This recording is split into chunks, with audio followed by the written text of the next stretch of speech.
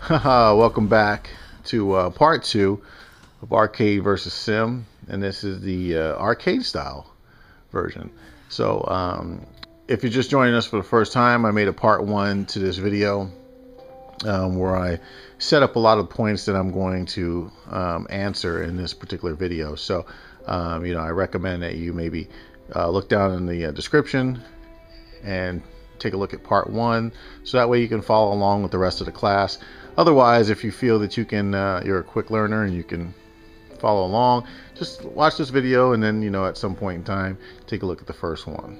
Okay, so now what you're about to see here is the arcade style gameplay. Now, I had to show footage of a different level, only because in order to to show the level that I did in the previous one, I wouldn't have had enough footage to create my points. Now, here's my thing. Now, as you look at this video, you see Alara just oblivious, jumping around like a rabbit or like a frog, just crackhead, whatever the case may be. The problem here with this style is, as a developer, and I create this game, as you can see, I tried to put a lot of emotion, a lot of heart, and a lot of,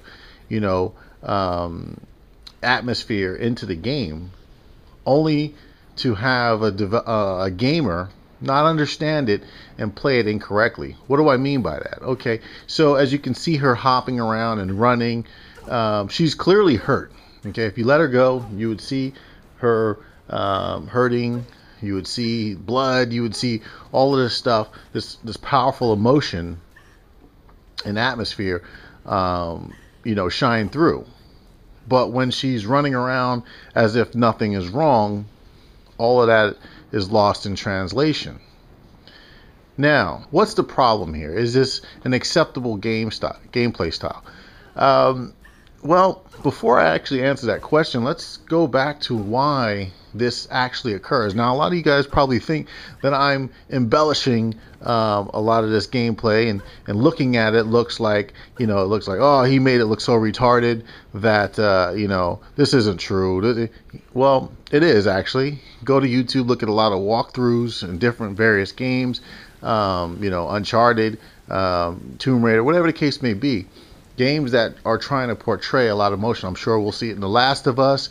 So what's happening here is people have, always played these games, Super Mario Brothers, Zelda, Metroid, Contra, Castlevania. All of these games, back then, it was acceptable because these were arcade style games. Okay, and that's why that gameplay style has always been associated with video game playing. But a lot of gamers have not evolved their mentality when it comes to playing these games, because what happens is developers and video games have evolved themselves, and they're now showing more dynamic presentations, more story-based driven, more emotion, more trauma, more drama. A lot of things that are trying to draw the gamer in. But the gamer has not caught on. You, the gamer that plays this game in such a manner, you have not caught on yet. What you're still doing is holding on to those old NES days, those old Genesis days, and you're not understanding that arcade style gameplay for these type of games are actually ruining your experience. Okay, and as you can see, I've already started the level of the first video here, and she's continuing to run around, to get to the same part. It's only going to take 2 minutes to get to that part, as opposed to the 6 to 7 minutes I did in the simulation video. Now, why do I point that out? I point that out because of this.